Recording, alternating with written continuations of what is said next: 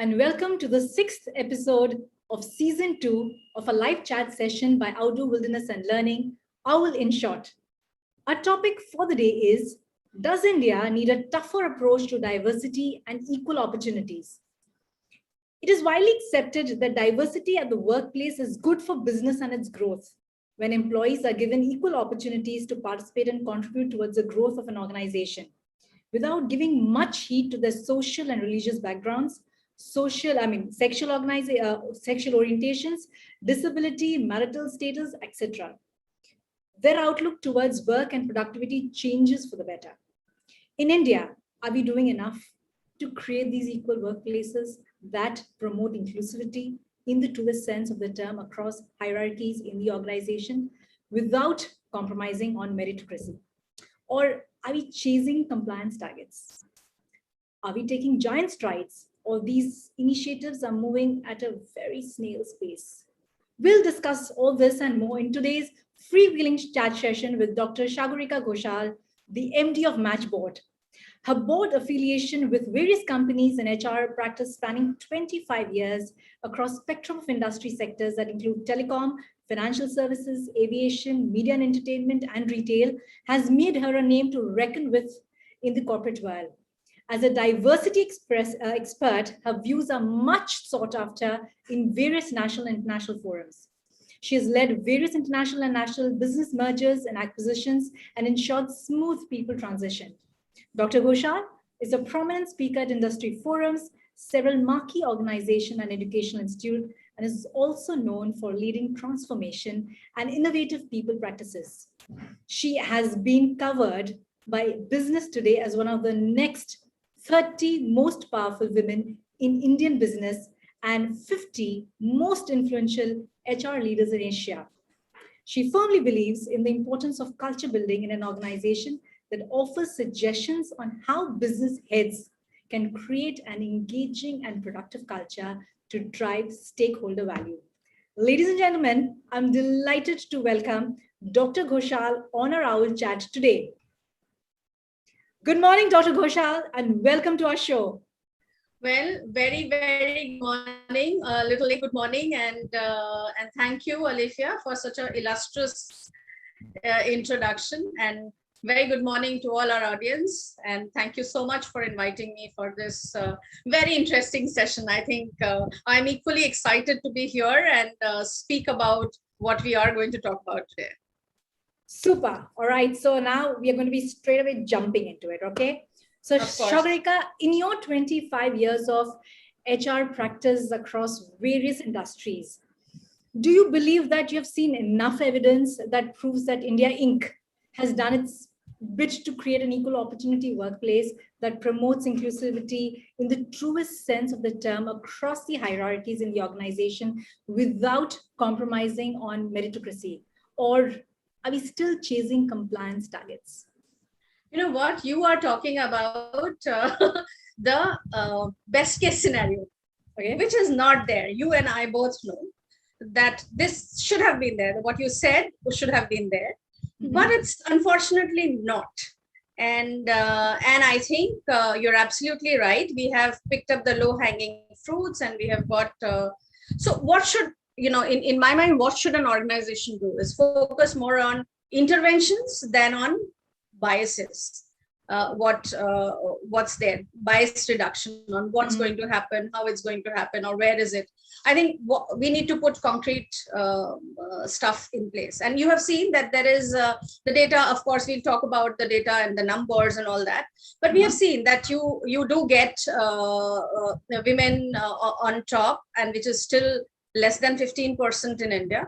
But at the grassroots level also, there are women, and I think if my estimate goes right, close to 50% of women drop out of work from college, from the childbirth years, and then some health issues and whatever. So I think the best case scenario has not happened. But talking of improvement, of course, you have seen that from 2013, when all these guidelines have come in place, There is a significant, in last 2 years, I think there has been a significant 2% increase. 2% is not too much, but yes. So that's why I don't say a yes firmly because of XYZ reasons. But at the same time, I think women have also come a long way, and you and I both can relate that when our mothers had to go out and work, it was tough. You had to fight with families, you had to tough with society, you had to fight at workplaces. There was no legislation in place, so women got raped, incidences happened, and with whatever they thought that if something bad has happened to you, it's better to come out of that workplace, and some of them didn't even join, thinking that there could be something bad out there, so why go to the outer world, let's stay at home, kind of thing. Things from there to now has completely changed. Now today we have a lot of things which has happened in a more positive way, but that doesn't say that we have really reached what we had to. Yeah, and we were having this discussion. I personally feel this equal opportunity thing. So what do you, plain mathematics, what is equal opportunity? Equal means what? 50-50. That's what me and you both have learned in maths classes. Yeah. But unfortunately, equal opportunity here is 30%. So I really don't believe in this word equal opportunity. And this 30% as well is not yet reached. So if you see that women at workplaces itself, the influx of women coming into workplaces itself is lower in percentage. So yeah, we are very happy with this 30% and calling ourselves equal opportunity employers. But the fact is that equal is a very unequal word. And I think, but it's a good start. I don't want to be negative, because from where we were to where we are, I think there is improvement. And if this kind of interventions keep going on, if the mothers of today start teaching their sons, or in the same way they would have taught their daughters, if the workplaces are becoming more tolerant with women taking leave during pregnancy, and it's only once or twice or at the most thrice in their entire work career, I think if that particular time they can support that lady, if there is an emergency in the family, if that's the time they can support a person, a human being, a man or a woman, I think it goes a long way for the organization to build their own culture also, culture of resilience, culture of compassion. And I think that is what is very important. So forget about men and women. I think it's very important that we create that workplace, and where men and women both can work safely. There's no tension between the two. I like your statement you made. The equality is not equal. I think that's a very good statement that you made. Now it's a perfect segue into my next question. Now, coming to representation of women in the workplace, there are some examples of workplaces where 50% of employees are women, but 0% of women are managers or hold leadership positions, or they have a good representation overall, but a bit analysis shows that the ratio is skewed in certain women-oriented departments. Now, why don't we see enough women in leadership positions? Is it then a capability or a talent issue? Both. Okay. Both. Okay. A little bit of both. And a large part is the attitude. Attitude? Okay. Attitude towards women. All right. Okay. No, so and the same thing comes of an equal opportunity. Mm-hmm. So you talk of a position, and I will tell you my own experience. I'm an HR professional, and that doesn't mean that I don't understand business. All the businesses I worked with, I went into business interventions. I knew all the business cases, and I knew how are we going to make improvement in the business. Yet, whenever there was a meeting, I would be asked to go and get that arranged for tea, coffee. Because that's a strategic work HR does. That's okay. So I also see. So I also see that in a lot of senior levels, people would want to hire a diversity candidate. And diversity candidate means what?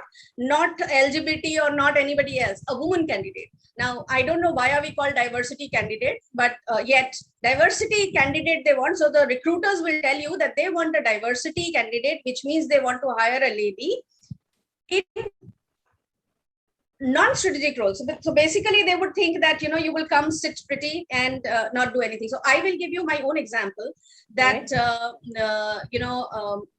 I remember when the interviews happen, and most of the time when for the next level, I was asked questions like, you are married, when will you have kids, why don't you have kids, will you be able to travel, your husband is based here, do you think you can take this hard work, do you think you can handle union? Let me tell you, Alifia, I handled the union the best. I made sure, and I handled the closure of units the best, because I made sure that they were handled in a way that everybody was conveyed the message much before they could get a shock. They all had alternative jobs, and I made those personal efforts.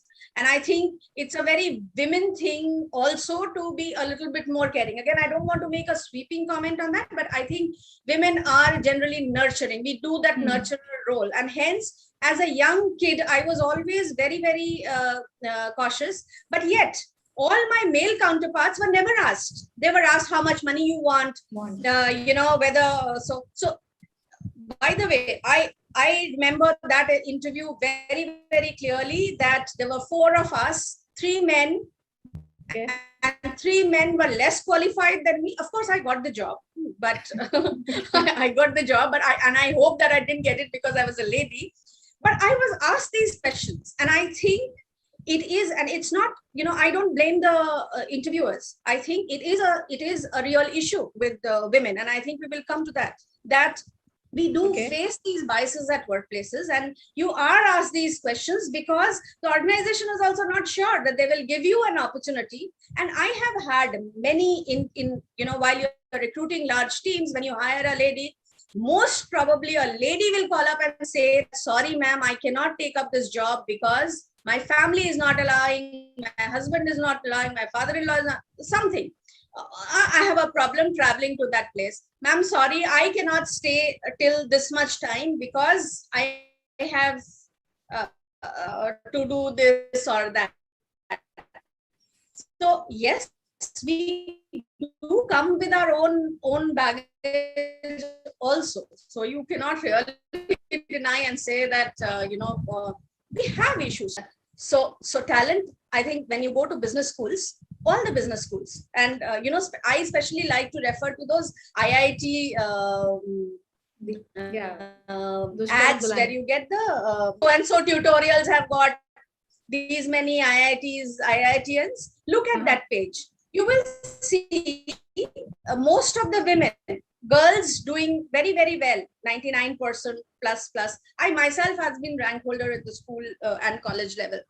But when it comes I have seen in my own team, there were engineers who wanted to take up HR. Now, why? Because engineering job was traveling, going to, or the kind of work they had to do was not women-like. So they preferred to do an HR job than, getting into anything else. So, so I personally feel that it's not about talent, or it's not about getting the opportunity. Yeah. It's overall thing. It's the environment. And I think that is the tough thing which we need to crack, that how we should not give up, how women should come to a point when we support each other to the extent that we don't give up. All right. Okay. And of course, while we converse, there'll be many other workplaces stories which will come out. But I think it is very pertinent that, and it's a fact that we do have the issue of caregiving as well as breadwinning. So nowadays it's a double whammy. In fact, there was a point of time when I would say that it was better, that my father really didn't send me to school, college, because end of the day I'm doing my mother's work and I'm doing my father's work. That means I'm going to work and have an equal stressful job and have equal stress at home to make sure that everybody has been given food on time, medicines are given to the elders, etc., etc. So it's a double whammy for many of us. And but it will take time for things to change, because unfortunately men still date are really not trained to do the caregiving job as much. Still, there, although there's a lot of improvement, I think from my dad to this generation, I see a lot of difference. So breadwinning versus caregiving. I think that's the ratio we need to all understand, because unless, I really think that the entire issue of diversity can be divided into, diversity means gender diversity can be divided into two main things. One is breadwinning and one is caregiving. So Right. we women normally take caregiving as given, Correct. Whenever there is an issue in the house, see, childbirth you really can't help, but even rest of the things, like if somebody has fallen sick, some elder in the family, there's some mishap, there is anything, it comes to a fact that you and I feel women are very lucky, because we really have loads of options. We can, although I'm an engineer, but I can still work as an HR person. I can still start writing poetry. I can still start singing. I can still pursue other hobby, etc., etc. And the society will take it as it is, because, she has given up everything. You are heroic. You have done the sacrifice of not doing anything, and you're looking after the family. And I have seen a lot of experiences in my own place where I say, why don't you give up? And you can, the mother India kind so and of so. thing. So why don't you pursue this and that and stay at home? Whereas that's dead. So I'm a heroine then. But does a man have an option to stay at home? I don't think so, because the breadwinning part is still very male dominated, and poor people, they really don't have a choice. They have to. So निकम्मा है, काम नहीं करता है, निठल्ला है, घर में बैठा रहता है, बीवी के पैसे खाता है. Does BV ever hear these things? The answer is no. BV never hears कि पति का पैसा खाती है, but a man will always hear this कि अरे वो तो अपने बीवी के पैसों पे पल रहा है and all that. So that's the society we live in, where breadwinning is clearly a man's job and caregiving is clearly a women's job. Then where and when do you feel that these things will overlap? It will never, because the moment these two defined areas will merge, that means when the man will be equally accepted in the caregiving job, and the woman will also be then accepted in the breadwinning job equally. Till then, till the time that societal norms and influence doesn't change, the breadwinning and the caregiving, I think nothing is going to change from here. We will raise 2%, 3%, with quotas, we will get something more. And like somebody very rightly mentioned, one of the ladies who holds the women leadership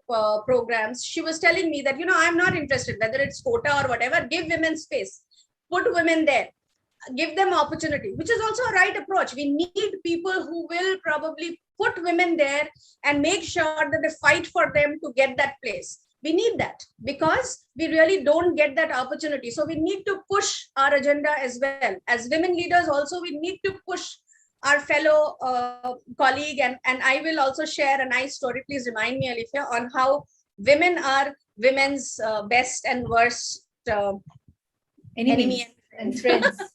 Oh, I sure will do. But you very correctly said, because what you just mentioned is years of conditioning, right? Yes. I think centuries of conditioning. So how can we then probably kind of cover this, or probably take that giant leap in such a short span of time? So you mentioned right, because we are going that 1% and 2%.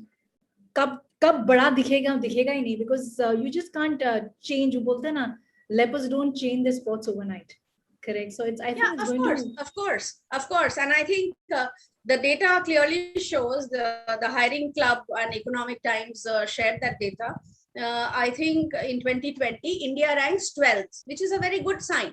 India ranks 12th in the board, in the senior level, this thing. And we are very happy with the fact that 68% companies are compliant with one lady director on the board. And Norway is 40.72 in terms of the board, this thing. Sweden, of course, Iceland, etc. are there. So that is one. So I think 62.8, I think not 68%, I think 62.8% is what the listed companies have. So it's actually a little more than earlier. It was absolutely 30% or somewhere like that, because government did put a little bit of rigor in that process, and hence people have improved on that. But people are making sure that they're having at least one woman director on their boards. Second is the integrity and intent. Like I said, that you can have as much as data, as much as things in place, but where is the integrity to get that organized? So the moment you say hire a woman, you get the woman who will are the yes sayers, and we call them golden skirt syndrome. The same prominent women would be there. And then there are family members. So that I call it rubber stamp syndrome. So out of that 15%, there are some who has a golden skirt syndrome. There are some, so you will see they are everywhere. Those women are everywhere, and I don't know how much they get time to contribute, because if you ask me, being on 2 boards itself is so exhausting that really you will never have time to give. So that syndrome. And the rubber stamp syndrome, one of my very famous friend whose father is a big entrepreneur, said that my mother would sign anything. So wherever her father asked her to, she would sign. And that's what mostly family members do. I think now there is a generation of family directors also who are coming from good schools and taking up business, etc. Very few. We still have a long way. And the third part is the political will and legislation. So you know what? We still, as we said, that there are policies. Vishaka guideline and the sexual harassment act, which has the POSH law, which was that all in 2013. I think we're going to talk about this in our show. So I'm really going to touch upon this Vishaka and the POSH. So let me just before that. All right. So we will keep like that. So I think the political will of the nation is very important, and accordingly having legislation, which is like, for us, because I'm going to touch on that as well. Correct. Absolutely. The policy. On what is the robustness of that particular policy. So we will talk about it. And lastly is the readiness. And like we rightly discussed, the readiness of the women who to take up those roles. Are we doing enough at that level? Are we training women managers to take up a job? Are we being tolerant on the years? Because normally women will be in the childbearing years or caregiving years in the initial bit of the career where everyone needs help. Absolutely. You have seen whether it's Indira Nooyi or whether you talk of Sheryl Sandberg, all of them got really that kind of kids glove approach and help and tolerant organizations to bloom. So if you as an organization or as an environment could give that kind of policies to support women on those particular years, I think that is what and of course women also needs to be ready for the roles which is not conventional. So not, we also should stretch our limits and say, no, I don't want to go in the non-strategic roles only. I'll push myself to be, know more in business. I'll keep myself upskilled. I will make sure that I keep myself updated. I will know the numbers by hand. I think that is what is what probably pushing us a little down. So I think we need to, and it's an onus of women who are in right places to make sure that we help. Absolutely. I couldn't agree with you more. So before we continue, viewers, please feel free to post your questions on the YouTube chat. And Dr. Ghoshal, we have to take them towards the end of the program.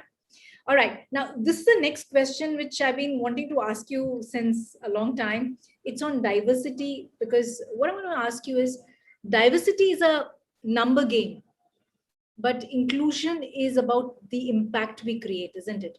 So, and there is a mandate for organizations on diversity, but how can inclusion be cultivated? See, diversity and inclusion is hand in gloves.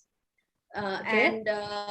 And diversity not about only gender, but also diversity of thoughts, diversity of nationalities, Okay. diversity of languages, diversity of whatever you can call. And anyway, it is quite proven that diverse teams perform much better than a mono team, which is either from one ethnicity or one race or one country.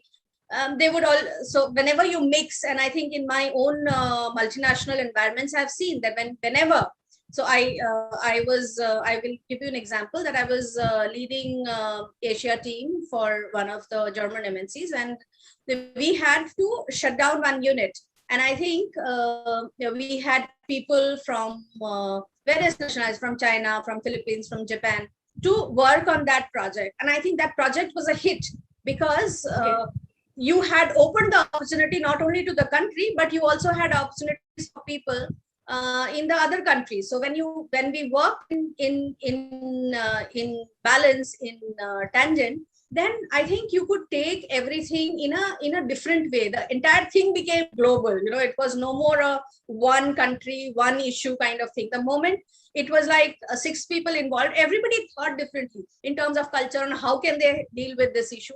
So overall, when we had to shut the whole country, trust me, there were 340 people, and 300 of them, those 40 didn't want to move anywhere. They were all mostly at the retired ages. So so they wanted to keep out of it. But all 300 people had got a job in different countries. We had arranged everything. We had made sure that they're absorbed, and the entire thing was absolutely smooth. The whole transition, where we expected there'll be union, there'll be lockdown, there'll be no transitioning happening, it didn't.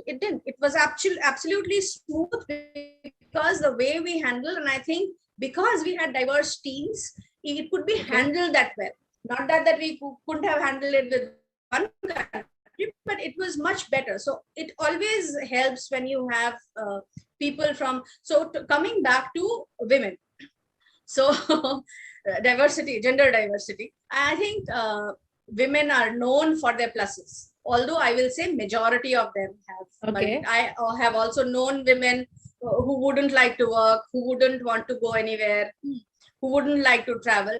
But majority of working women who have decided to work, I think, take their jobs seriously and make sure that they give their best at their workplaces, and given the opportunity. The problem is that when there is a man, and I love this example, in a workplace, and I have always felt that even on my post, whenever there is something which you are writing about, some strategic issue, people will say how beautiful you look. So they have really not looked at what I have to say. Unfortunately, women speak. Women have the voice to speak. They probably also speak the right thing. But the fact is that how much are they getting heard, and how much are getting, implemented is the question. So it's very important that that entire syndrome changes a bit. So a man wearing mismatched belt and shoes is never a talk of the town. But a lady who is not dressed nicely, because anyway you think that the moment a woman comes, she should wear a lipstick and she should be well groomed. You will always see at workplaces people talk to ladies being well groomed. You should be well groomed, a nail should be nice. Not only in service industry, but others also. Women should be tipped up. So poor thing, she has to make the breakfast for the family. She probably has to pack the dabba, and also she has to look nice to come to work. And if she's not making, say, if her hair is wet, it is talk of the town. Normally that is not what. So this is just an example of how one is dressed. And there are many I can tell you where men and women are treated differently. So, like I told you that there was in my one of the organizations where we were only 3 women at the vice president and above level. And chairman was holding a meeting on, HR has a very important tool called Gallup. And the Gallup scores were part of performance appraisal. That means that I don't know how much the normal people understand these HR jargons, but when it is part of your performance appraisal, then if you have not succeeded 100% in that, then your parameters is accordingly, your bonuses get affected and your variable pay gets affected and so on and so forth. So I raised my, so then people were saying that, we are highly engaged organization, but still there are issues like this, where people complain, this happens, that happens. So I raised my hand and I said, see, I was also some 20 something. So I had that courage at that particular time. So I didn't really care about the job because the husband had a job. So, like I said, we are lucky. We have that option of becoming a singer. Okay. Even if I'm trained HR person. So I raised my hand and I said, listen, I think you will never get the right flavor unless you move it out of performance appraisal process. Yeah.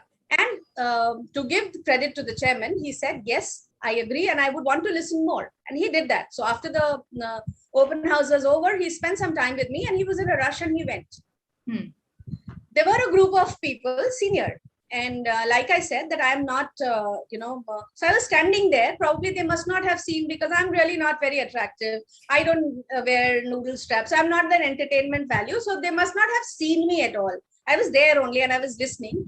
That they were saying, देखा सब limelight ले गई, हाँ देखा उसके साथ ही बात किया, कुछ तो बात है, अरे उसमें जो बात है वो तुमने कहा है. I got so irritated. I said, because it took guts to stand in front of such a large chairman and say something like that and stick your neck out. I might have lost my job as well. So I had courage to say the right thing at the right place. That was not noticed, but what was noticed, that just because I was a woman and I was given a little bit more attention, I had the guts to speak. That means I had to hear all those things. So I also turned around and said that my intelligence and guts, probably you can never replicate. So, if you think adding women assets will help, please do that. Feel free and do that. And I think, and I think that is what is important. That instead of feeling demotivated, I didn't come home and cry in the pillow saying, "Oh, mere liye aisa bola, aisa hua, mujhe to naukri nahi karna hai." I didn't do that. I said, no, I will have to answer. And I'm sure, yes, again, after that answer, I might have got, named as arrogant woman. And like I say always, that these are very relative terms, arrogant and friendly. So at workplaces. So if you have a voice, if you clearly say anything, then you are arrogant, you are aggressive, etc., etc. In my jargon, that is graceful. Aggressive women, straightforward women. In my jargon, they are graceful. In the friendly thing, where you will allow probably to put the arms across and I prefer to be graceful than to be loose. And I think that is what is extremely clear and I don't say anything which is bad. I don't say being graceful is bad or being aggressive is bad or being friendly is bad. What I'm trying to say is that it is individual choice what you make at workplace. And I think I did that very early in my life. And I'm happy that people say I'm very arrogant. It's fine. It's fine. I am arrogant because I'm bloody well in my job and I know what I'm doing. I know the numbers very, very clearly. So I think what you're trying to say is, I think it's largely depends on women then to cultivate this concept of inclusion, because they have to take the onus to ensure that they are heard, they stick out the neck and speak where it is required and just not take it whatever comes lying to them. Isn't it? It's both, because while it's easy, I can tell you with my own experience that I am branded aggressive, snooty, etc., etc., etc. But when it comes to bad behavior, let me tell you, even for me, it is very tough I remember when I was doing a job in an airline, and the chairman's brother came and told me that, put his arms across, because in the sari, your certain part is visible, put his arms across and said, oh, she will train you how to become 34, 36, 24, whatever is the ratio, Seriously? He told me to train people because I was HR and training manager. And I don't know, by reflux, one hand flew and it went on his cheeks. There was a stoic silence everywhere, but I can tell you that my legs were shaking. It had happened in a reflex. I really didn't plan to slap him. Of course. It's my legs were shaking, my lips were trembling. And of course, it takes a lot of courage to do something like I this. knew that I might lose my job. So I was actually thinking that because I have slapped the chairman's brother, and I was really thinking that what would happen. So it's not really easy for women also to speak up and talk and all. And to give the credit to the chairman, when I was called and I was asked, I said that yes, the gentleman needs to apologize, because the kind of monthly salary I get with my this thing, I can earn that in a day. So why would I come to a corporate job? Then correct. I do full-fledged that job, and I will not. So he was made to apologize to me. So, and I think that is very important, that how you handle an issue, and that. So it's not about the issue happening. Issue can happen anywhere. The demonstrated behavior forms the culture. I think how you handle a problem, I think that is what translates into what will happen next. I have heard that in many countries, if you have done something wrong, your limbs are chopped. And I think that's why the ratio of rapes, etc., is very low. And I think as human beings, somewhere that drastic action is very important for a change of behavior in an organization. So when employees know that this is a normal behavior, like when an employee comes first day, he is coming from an X environment, but when he comes and sees that, acha, yahan to everything is okay. Chalta hai. So I am fine to have beer and at work time, and I can do this, and so it accordingly you kind of change. And so it's very important that what is the demo, and that's why I say that behavior and culture is very important. So whatever is the demonstrated behavior, that forms the culture. So if you have a behavior of normalcy in an organization, there will be a normal culture, normal inclusive culture. But if you have things where you hide stuff, so if a man has done something, an aggressive behavior, all the men get together and hide that entire incident. And so then you know that, okay, a man will get away with it, or a woman will get away with it, or this person, this woman or man will get away with it. And that's the culture which is getting formed in an organization. So it's very important what is a demonstrated behavior in an organization, and of course the policies and etc. So I'm not talking about the nitty-gritties in terms of what should be the policy formulated and what should be the compliance bit. That in place, I think it's very important that what is demonstrated behavior. I think that's a big key takeaway, that your demonstrated behavior actually sets the culture of an organization. Fantastic. Thanks for sharing this nugget of your wisdom on this. Thank you so much. Now, how can we not talk about the pandemic? All right. Now, given the challenging context of the pandemic, where many businesses are struggling for pure survival, the task of fostering diversity and equal opportunity has surely, taken a back seat. It's gone to the back burner. Now, how would you reassure organizations that D&I, diversity and inclusivity, should remain a priority for the overall health of the business, even in this tough times? I'm very happy that pandemic has put all of us, men and women, at a very, in a very different state. I think almost, especially with this last second wave, all of us would have lost family members, friends, close friends, etc., and we are reeling through the shock. Sure. And the after effect of the pandemic. I don't know whether it's still gone or not gone. Everybody is scared. Everybody, there is a fear factor which has come. Even the organizations which are opening, they are also not, and I'm sure, all the organizations have realized during this time. So a lot of myths have been broken. Work from home was never thought about. Now we are thinking of work from home. Organizations are becoming tolerant about working from anywhere. It was not there. So I might work from my home.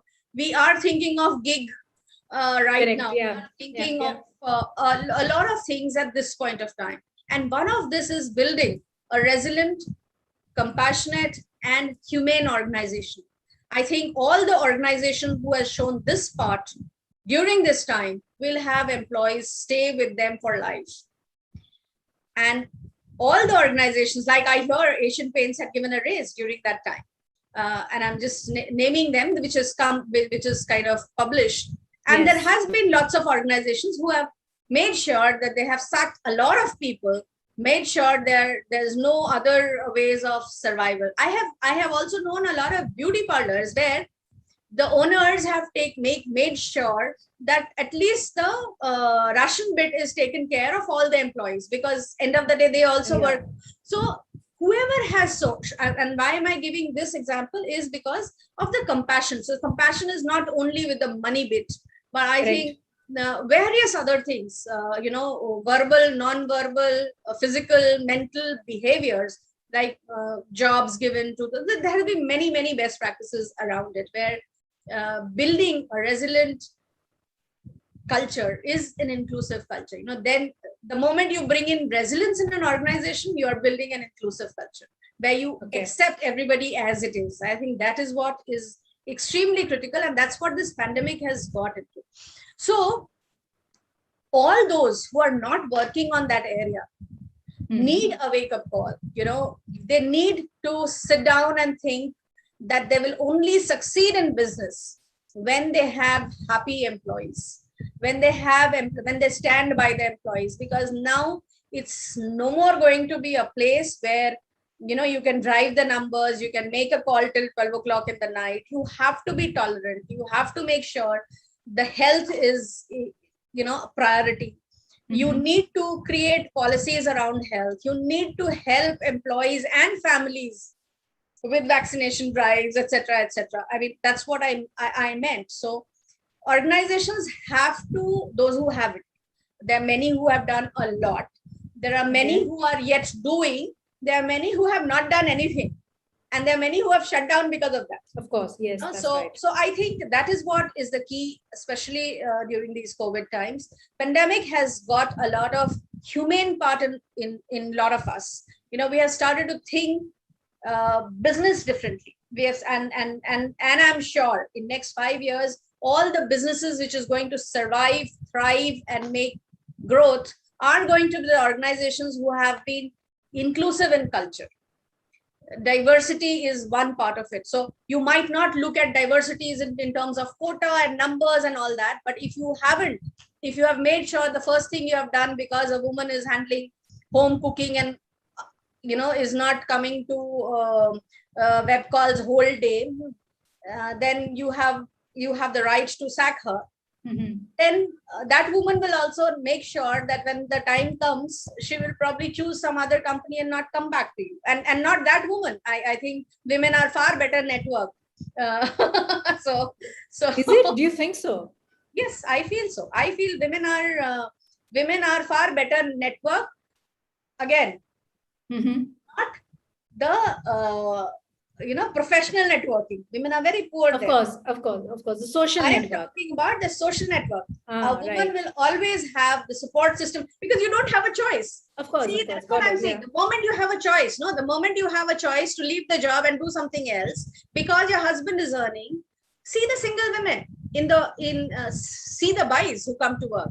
I know that they have had various, so the husband is a drunkard, son doesn't do anything. She doesn't have a choice. She comes to work every day, no matter what. Similarly, women also have choices. So probably that's the time we also choose to be caregivers. The only thing I have to say is that when you choose to be not working, don't be unhappy about it. or don't give up. There are two things. You can't, it can't be double whammy that I talk of being equal at workplace and I want to, take up a back seat. So when you have to work, you have to work. Don't give up. There will be issue. Find support. And that's why I'm saying women are very good in finding support. We do have a big support system, the friends. Like I can give you an example. In my building, I have some good friends, Right. some very good friends, some just the support system where I know that I can leave my daughter there and go and do some meeting, Okay. that kind of support system only women find. Men also do. Thinking about it, yes, you're right. You're right. Of course. Yeah. Men also do. Like you would, you'll call up a friend and say, "Khana bhijwa degi kya? I am unable to cook today." Right. It's very difficult for a man to say this. Yeah, he will go to Swiggy, at the most. Push comes to shove. Correct. So women are very well networked that way. But same skill, we need to use it for professional networking, not necessarily. And we can have an entire session on networking, of course, on professional networking. Although I personally feel that networking is a myth, because no amount of number of followers and number of connections you have on the social media sites are of that's different networking. Yeah. I mean, that's not a real metric of your network. Exactly. So that's what I was trying to tell you, that we can go on the whole, but this professional networking where women are a little weak, I personally feel we need to cultivate that. And I think women who have been good needs to mentor the women who are making that difference, need to be tolerant to the other lady instead of saying that jhalli hai, she will not do anything. Okay. Cool. So what I gather from this is inclusivity now matters more than the earlier times, because that's probably going to differentiate a company which is really going to do a good turnaround after when they rebound back, than the ones who have not kind of shoved inclusivity at the back burner. So thank you on that. Now I'm going to bring the legislation question here. Okay, yeah, here we go. Now, there are enough legislations in place to create a robust D&I landscape in modern workplaces. And we, of course, have these various articles talking about Article 16 of the Indian Constitution, which basically states that no citizen can be denied employment due to religion, caste, sex, descent, place of birth, residence, etc. And similar protections are also guaranteed under Article 15 concerning access to public places. Now, in September 2018, the Supreme Court decriminalized homosexuality by scrapping the Section 377 of the Indian Penal Code. And recently, the government of India has also released a draft for National Science, Technology and Innovation Policy. Now, the policy outlines strategies for strengthening India's STI ecosystem to achieve the larger goal of Atmanirbhar Bharat. Not just 30% representation of women was included in all decision-making bodies, but also the inclusion of LGBTQ community into conversations. So now the question is there a need for further legislations like this, or does it need stricter compliance or penalties for non-compliance? Yes. Both. Yeah. Both. Okay. Both. Yes. Okay. Yes. We need a little bit more for women. Although I am against quota and systems and all that stuff, but I still would say that we need a little bit more on women in terms of policies, in terms of not only the policies at workplaces, but also in terms of taxes. And I think, I was seeing one of the financial wizard on my post had mentioned about that he has seen women from his mother in 60s who have worked, his wife who has been working, and both daughters who are working. But they, them being an entrepreneur is a big deal, because there is taxation, ease of business will help them come up, because you really don't, as women, especially from the lower strata, you would not have too much capital, and you need to, although there are everywhere there is something done for women especially, but I feel that and a lot of others feel that there are still a lot to do in that area. And again, like I said, that if we go on the legislation part, I think yes, since there has been improvement and since there has been guidelines put in place like Vishaka, so all 2013, making sure that there has been some upswing in the entire thing. But like I said, that behaviors. So what do we do? So till now, we have listed companies who haven't complied to having a woman director on their boards. Okay. There are listed companies. I'm Listed not talking companies. about not organized okay. Sector at all, where women are more like, I feel that higher number of women, and I'm sure we are counting when it comes to women, working women, even the women who come to do your jhadu pocha or work, who work in the farming sector. But the fact is that we as women,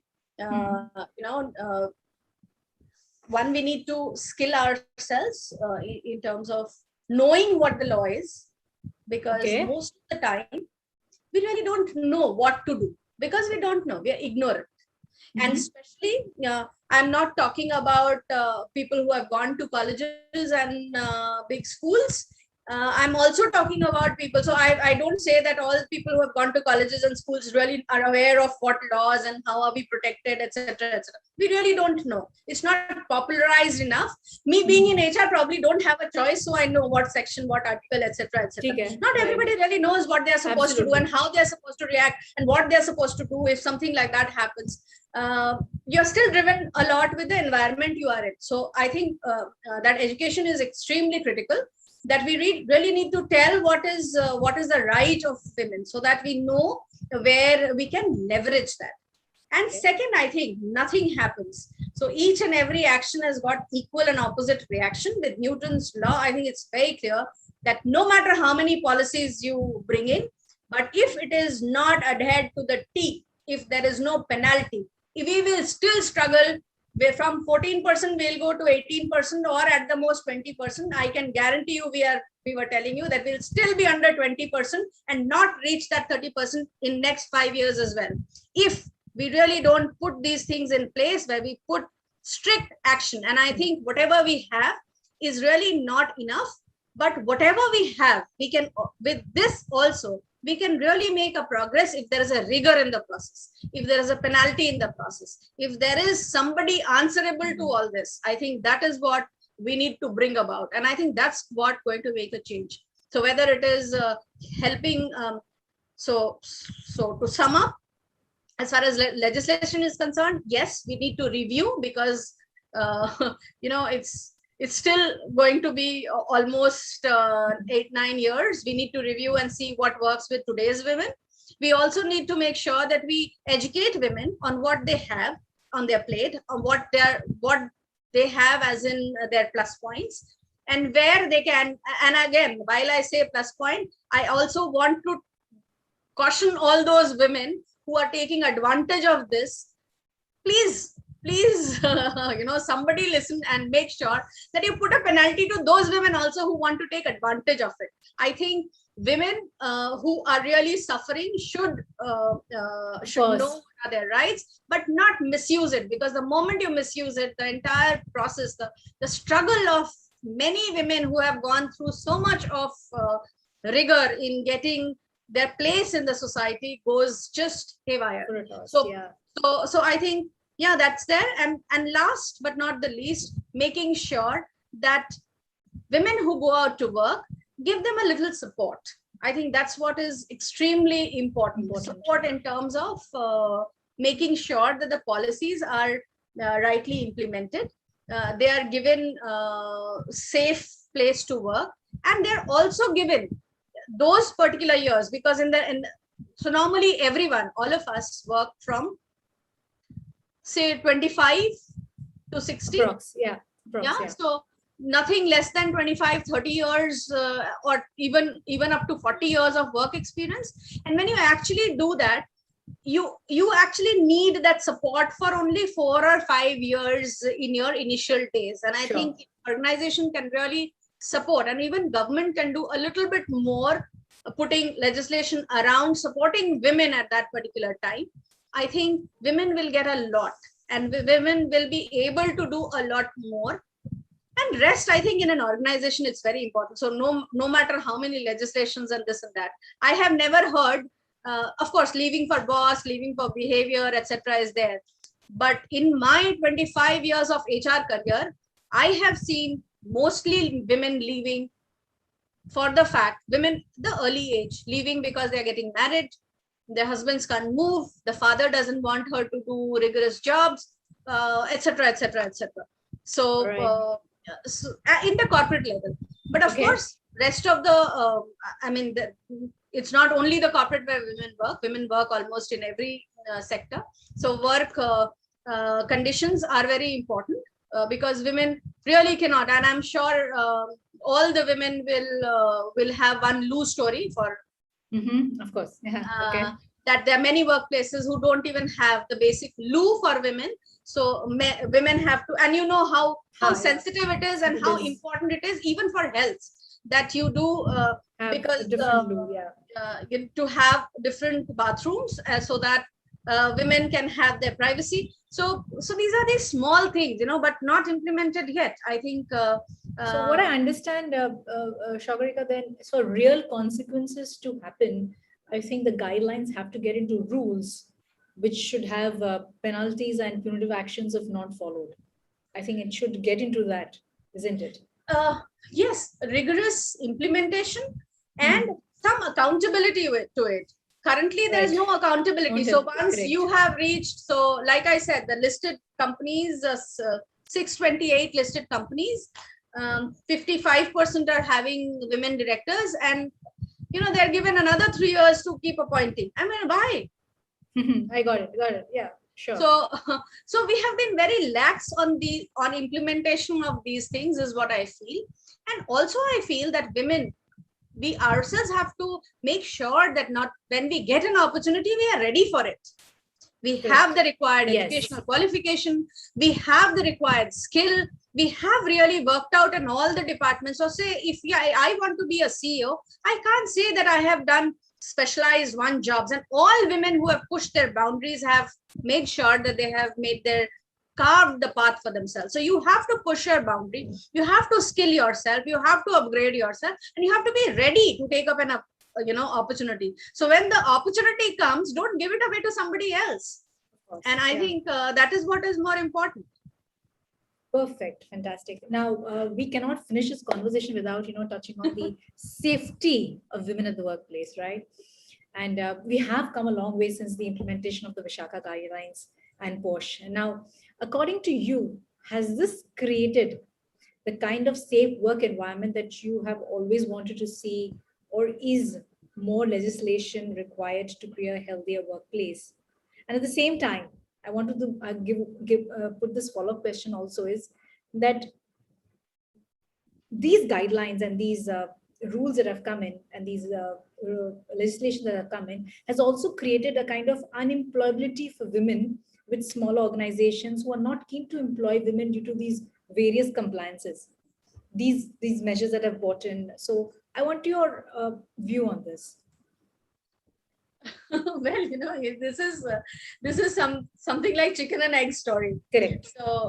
So I think yes, companies who can afford, so like the large organizations, TCS, SAP, these kind of organizations have done a lot, because you have the scale, you can afford to do a lot, and you have the funds to do it.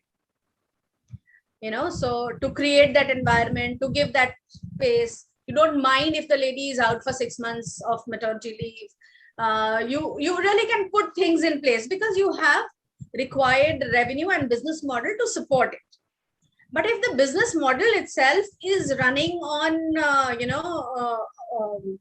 on a what you call it, on a sharp edge, where if you don't cut every corner, you might not survive in the business.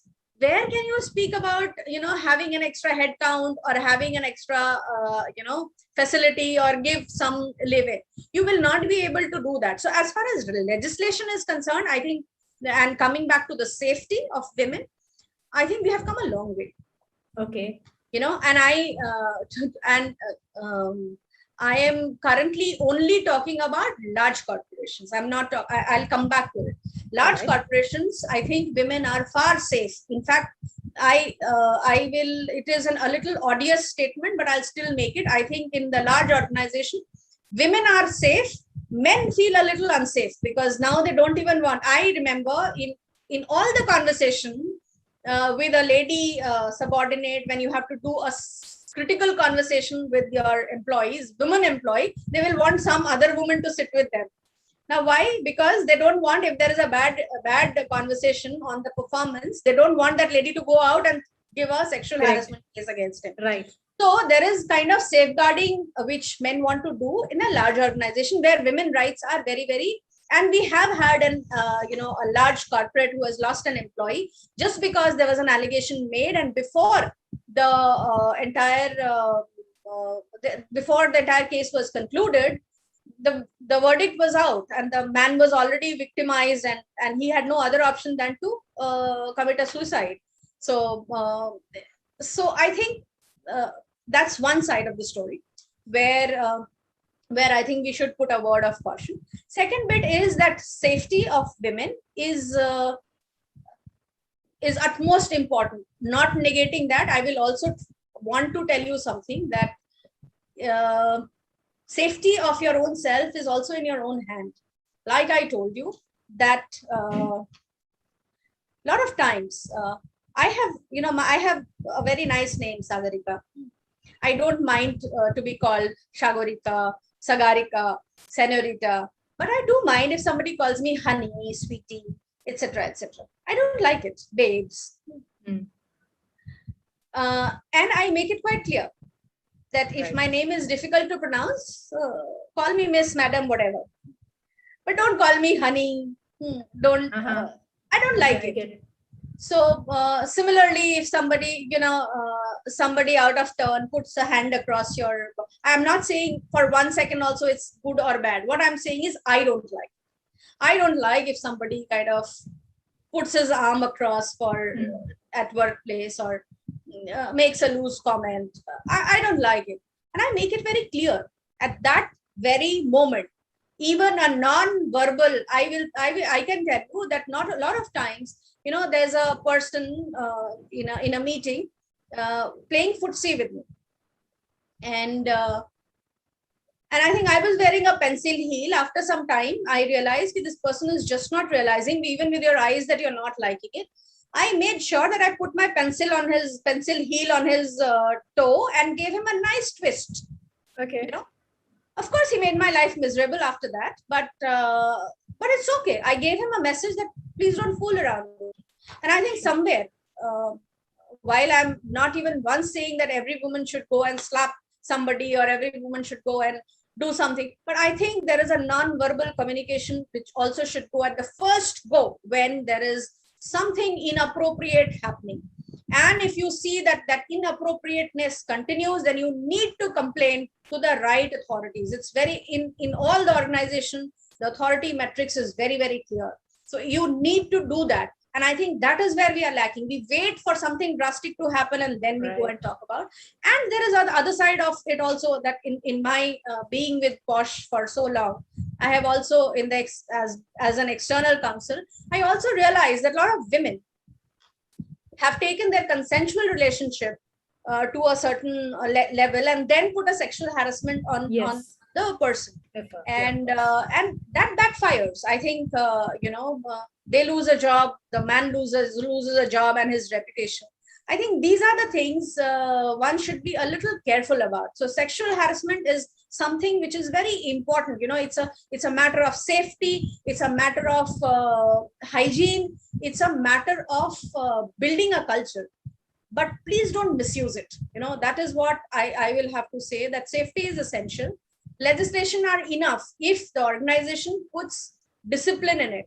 There are a lot of organizations, we all know that a lot of organizations ignore if the guy is very senior and very influential and is bringing business, then you probably keep it under the carpet for a very long time and he gets hired from one organization to another organization.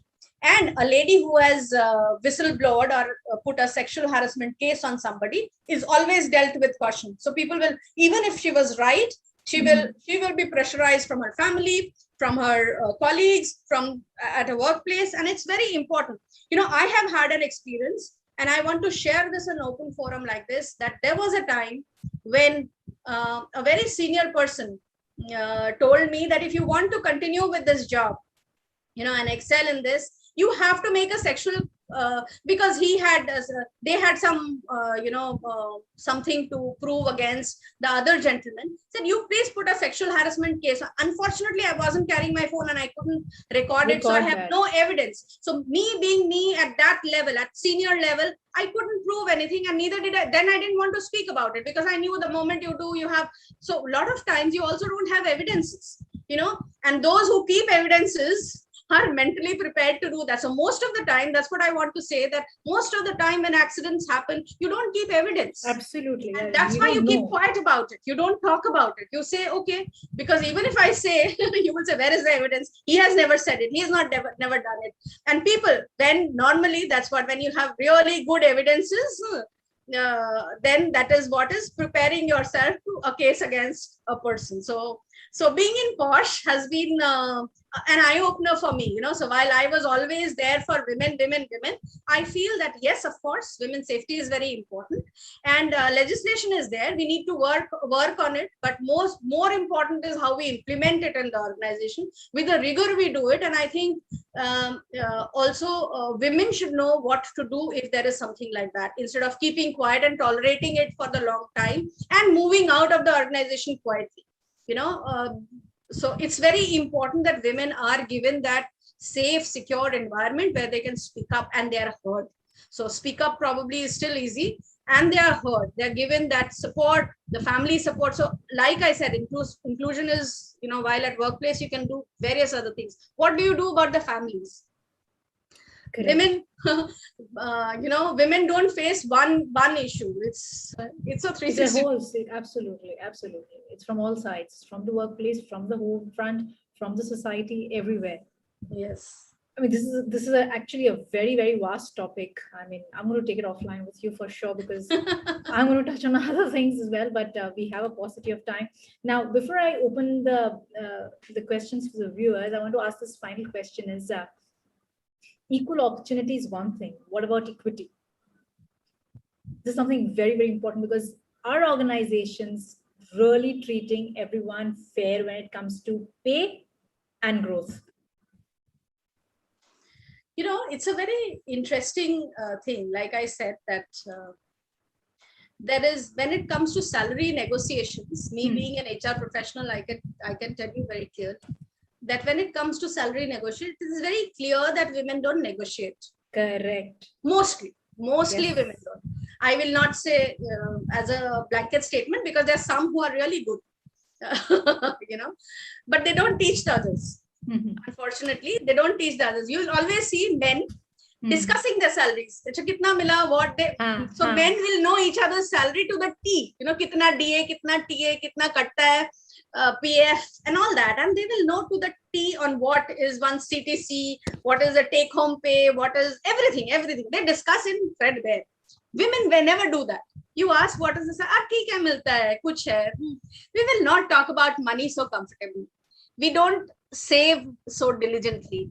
We don't, So again, that's a very, very vast topic as far as this is concerned. That as far as salary negotiation, pay parity is concerned, large comes. So that's why I'm not talking about big MNCs where you have an equal pay and there are policies in place. So that sector, probably things are far more regulated.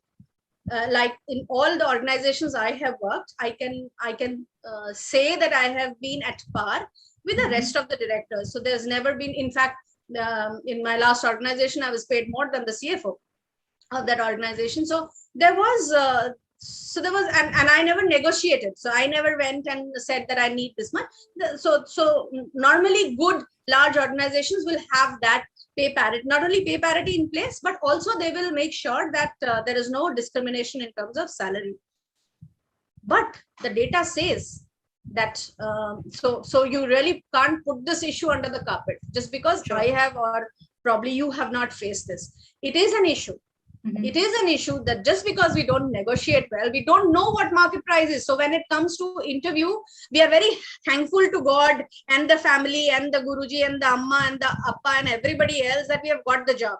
We will never go out and figure out what is the market rate for this job. We will never go and say, what is my male counterpart for same job getting. So I'm very thankful that I've got a job, and some of them.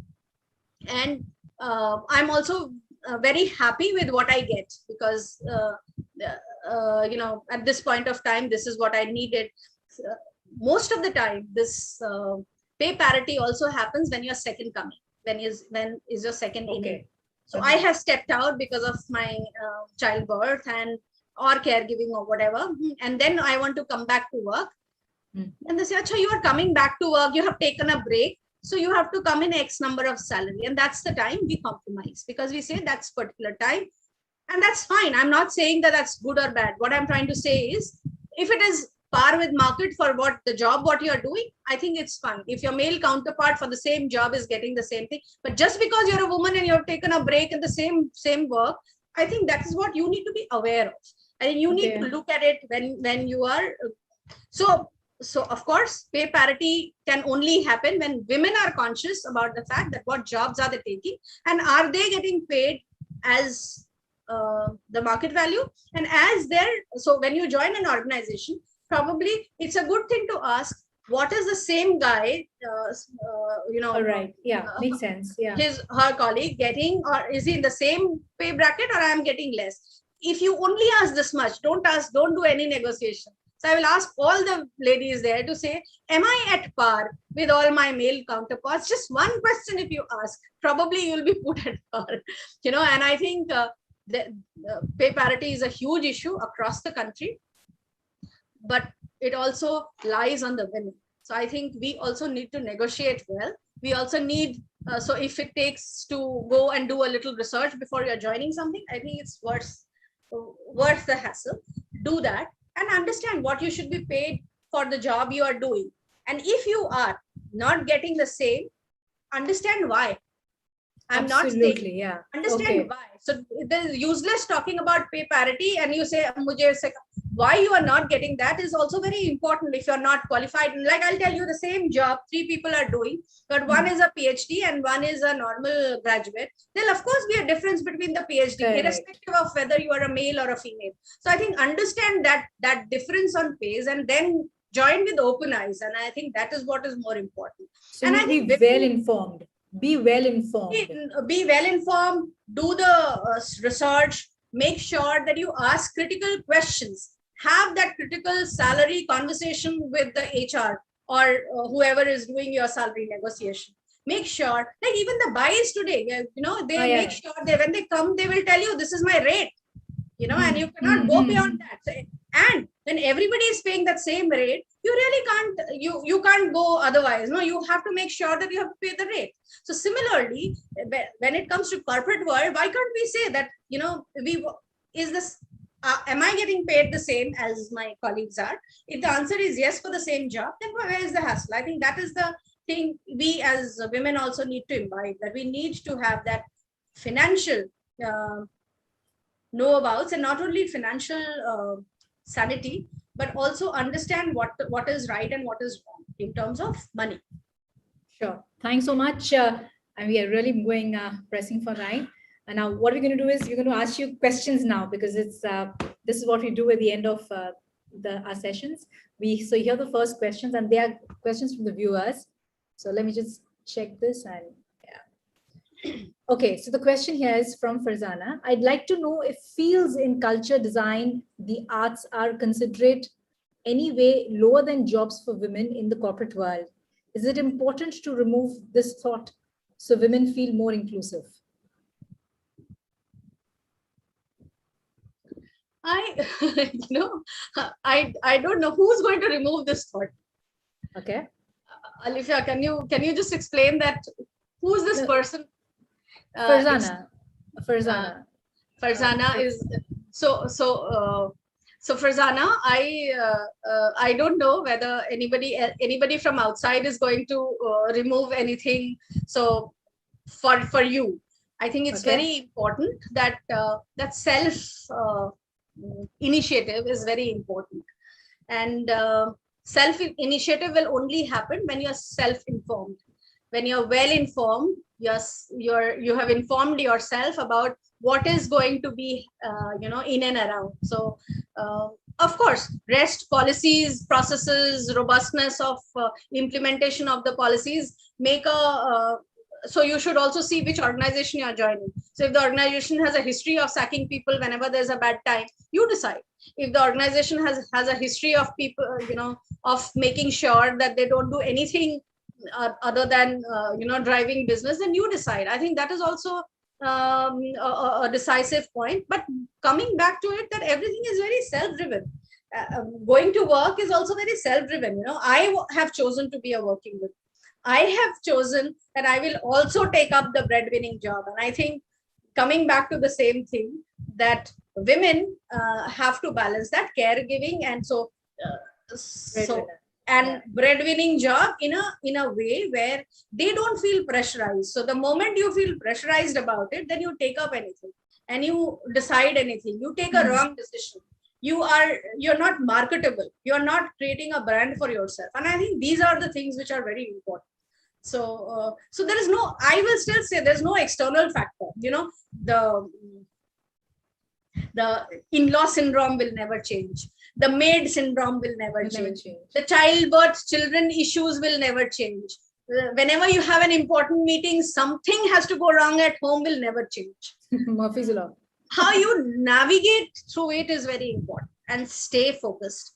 I think all of us have trouble, and you have to find ways. Yeah? You have to find ways to create a support system. You have to find ways to make sure that you are not dropping out. And I think that is what is extremely critical. And coming back to the importance of being a working woman is to yourself. So if you are a working woman and you decided to be a working woman, you cannot blame it to somebody else, because nothing else is going to change. All which is going to change for you is yourself, your own health. So I have seen, I mean, till date, I have seen, and why am I saying about anybody else? I think I myself, I can go and talk about various things, but when it comes to, somebody who has fallen sick, the first thing I'll neglect is myself. First thing I'll give up is my own career. First thing I will do is my own, my own happiness, my own nap, my own everything. So, all of us need to understand that we need to nurture ourselves. We need to look after our health. And with health, I don't only mean the physical health. We need to look at our mental health. We need to look at our sanity. We need to look at our financial health. And I think that is the key. You are responsible for your own financial health. And it goes, it's a cliche, but I think my mother also said that if you're financially independent, your body language is different. I so very well agree with you. I could not have agreed with you more. I think that's a very profound statement. Your body language definitely changes. Yes. So, and what is body language? Is your attitude. What is body language? Is your mental state. What is body language? Is your emotional health. And I think what is body language is your own personality, your own persona. I think that is what is extremely key. Super, super. There's another question, Saagarika. She says, she asks, don't you think that India Inc. starts conducting training programs for men folk on the caregiving area so that the D&I gets actualized in its true letter and spirit? Yes and no. Yes and no. Okay. Because yes and no. Yes, because of course training is important. We need to train a lot of things, not only men but also women. On what so, and why did I say no? So yes is of course there, and why did I say no? Because I myself, the day my husband comes and says that okay, you do the working, I will look after home, is not so say even if I accept it, my mother will not accept it. My father will have an heart attack. Arey, damad ghar pe baitha hai. So So you know what, that is very important, that we so it's not one, so it's not a changing one male or having men training. It's so you know, we all need to change ourselves as much as men. I think even women need to change, and that's why, coming back to the same breadwinning and caregiving thing, we ourselves need to accept that men can also be caregivers. True. And that's when we need to teach our sons, our brothers, and everybody else around that caregiving is not bad. You know, amongst us, we have decided that the lady earns more, and hence I'm going to take a back seat, and it is acceptable in the society. So the day we have that acceptable syndrome in the society, that's the way. No matter how many trainings you do, nothing is going to happen. If after the training he comes back and hears ये तो निठल्ला है, कुछ करता नहीं है, then yeah, of course, yeah. then you know he's that male ego is going to get shattered. I think behavior has to change. The culture has to change. The behavior. And all of us need to internalize this. You know, men and women need to internalize this, that we have come to a plane when we are wanting more and more women at workplace. Then we need to have that balance also. So the more you want the woman to bring money to the family, you will also need to ease her from the household work which she is doing. So it can't, and at work from home has been very, very classic example that most of the women have decided not to work because there's so much work at home. You know, so I think that is what is the balance which we need to create. And of course, training is going to help both men as well as women. I wouldn't say that only men need to be trained. I think even women need to be trained, because I remember somebody told me that and I will not say, a senior lady member in my family told me, when I was giving birth to my daughter, my husband was making tea or something like that. She said, Mera to kaleja jal gaya that he's making tea and arranging food and all that. So I was thinking in my mind that with that ratio, my parents ka to pura body jal jala chahiye tha. You know, they should have been burnt completely, because you're so it is not only men. Please think, please look around. Whoever has asked this question, please look around and see how many women need to be trained to treat women at par. And like I said, that women are best friends and worst enemies. Yes, got it. So we have a lot of questions, but I'll take this last question. And the question is, India has a unique challenge of language. Women from our hinterland are most comfortable in their mother tongues, or at best speak a spattering of Hindi, but not in English, which is the corporate language of choice. Is that a barrier in getting access to desirable jobs? Yes, it is. Okay. Yes, it is. And globally, it's a challenge, and everybody is kind of looking at it, that when you're talking of inclusive culture means you have to include languages as well, because English is not a global language, not only in India, but there are lots of countries. And I have worked in Germany, in Netherlands. I understand that they're more comfortable in their local language, and everybody is. So it is, language is something which needs to be universal, and English should not be a barrier, but it doesn't stand. So you are only treated intellectual when you can speak fluent English. Correct. And China has exactly done that. If you see, they even have an English name. So they have a Chinese name and they have an English name. Why is that? For the ease of business. So that when a tourist comes, they can introduce themselves with an English name, because you will never be able to pronounce the Chinese name. So I think that is unfortunately, there has to be a universal language, and English is a universal corporate, whatever you say, is the language. So yes, if you are comfortable in local language, the organizations have to be inclusive in terms of handling somebody who although knows the local language, but is good in work. But this hindrance of getting the right jobs will always be there. I think unless there's no way to overcome it. And I think there is no way to overcome it. There is, unless, like I said, unless the organization has a bandwidth to keep, that kind of translation facility, training facility right. in local, having the view assessor say if I'm making a presentation in Hindi, can be translated in English to the global, because Audience, yeah. nobody will understand your language in the global arena. So you will have to make that change, and an organization should have the bandwidth to invest in that kind of thing. See, language is our kind of last priority. So, and that's why I probably feel that there's so many other things: the women, ethnicity, third gender, etc., etc., etc., LGBT. So you will probably language is a great thing, and English is not a common language. So everybody faces it. It's a global issue, and we need to look at it someday. But I think our priorities are. Absolutely, I get that. Priorities are somewhere else right now. Perfect. So, Dr. Ghoshal, we now come to the third and the last section of our chat, the little discoveries. It's this little discoveries round where we get to discover Saagarika, the person, through a rapid fire of 10 questions. You can give one word or a one sentence answer. So here we go, right? All right. So on a particularly stressful days, how do you relax? Meditate. Wow, meditate. That's good. And salt water foot soak. Salt water foot soak. Pranic healing, is it? You follow that? That's one. No, it's plain. It's simple. Warm water, put the salt and put your feet. And I think it kind of takes away everything out of you. All the negative feeling. What motivates you to get out of bed in the morning?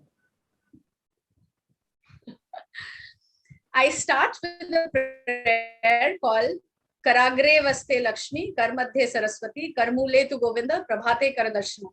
Samudra Vasne Devi, Parvatstan Mandale, Vishnu Patni Namastubhyam, Padas Sparsham Chamasvami. You're looking, I'm sure rest of them are flabbergasted. This is the early morning mantra, which is from the early days. That means you wake up looking at your hand, and I look at it as an inspiration that everything what you do is yourself. So when you look at your hand, all the gods, goddesses are there in your hand. And you are going to step. So last sentence is Padas Sparsham Chamasvami. That means I am putting my feet on you, Mother Earth. So please forgive me.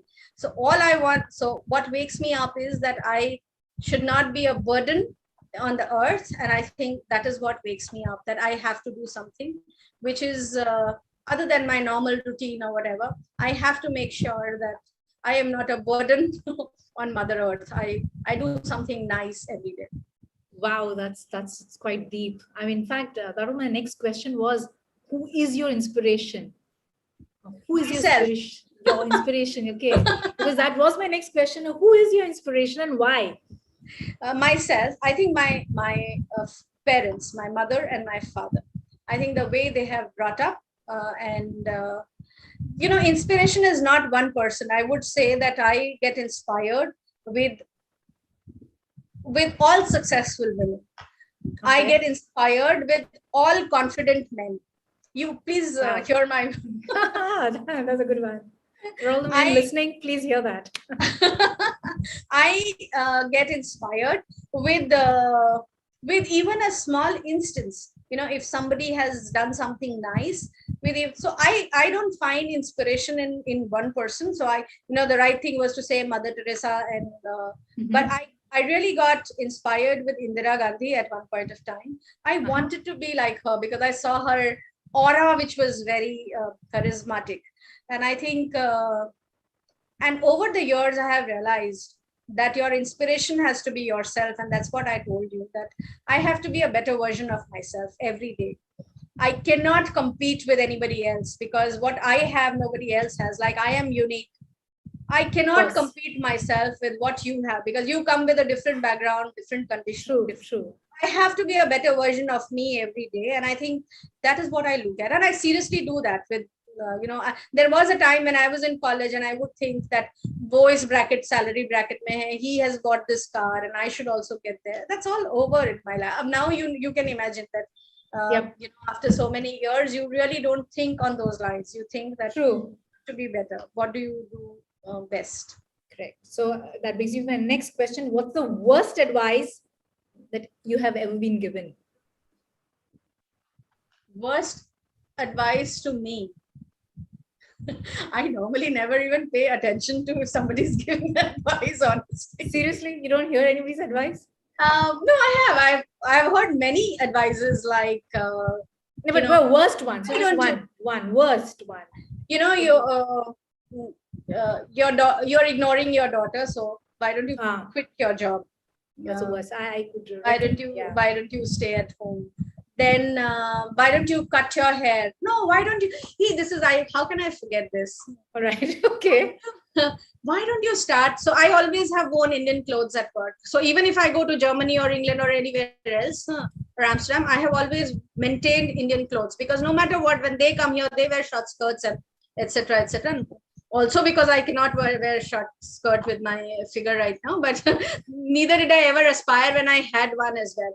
So I always wore Indian clothes, and I'm very ethnic in the way I dress up. So I was given an advice by someone very, very senior, that why don't you start, even if you're wearing a sari, start wearing it below your navel, and you should look more sensuous. Yeah, because anyway you are an entertainment factor, no, at work. Okay. You're not there because of your mind. So, so that's the worst advice I had heard, that I think you should dress more formally, means you should wear a pant or whatever. I have seen many women looking horrendous in the way when they dress in Western clothes, but I will also look horribly bad in Western clothes. So I'm extremely comfortable in my skin, and I think that's the worst advice I had heard. Okay, so that next question is, how would your work colleague describe you in 3 words? 3 words.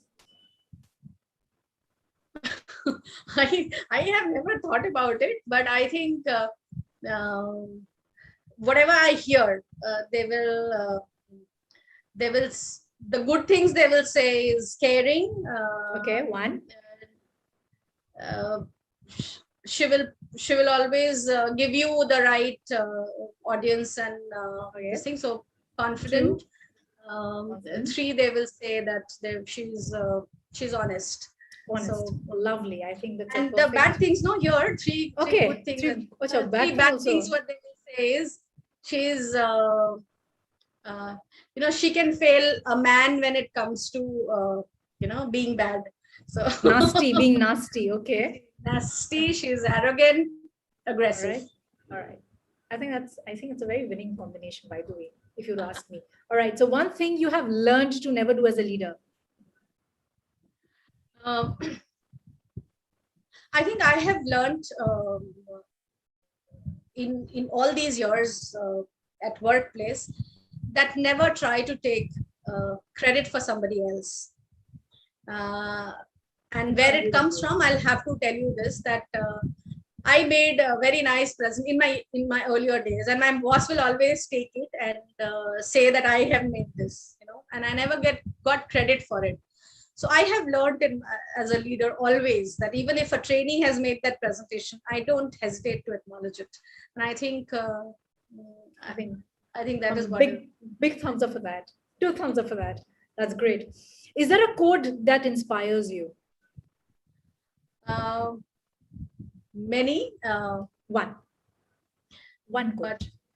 Yeah, do common things uncommonly well. I really believe it, that they're really small things, but if you do it with perfection, it always will have good results.